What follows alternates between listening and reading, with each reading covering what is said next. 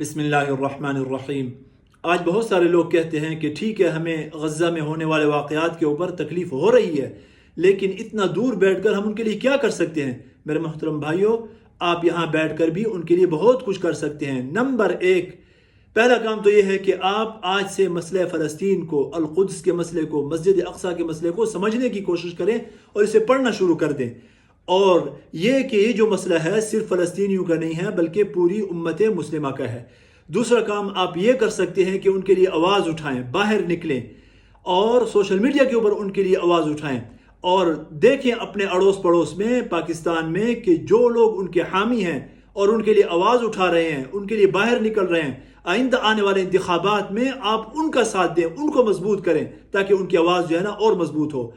तीसरा काम आप ये कर सकते हैं कि उनका दर्द महसूस करें और उनके लिए दुआ करें, दिन रात उनको दुआओं में याद रखें। चौथा काम आप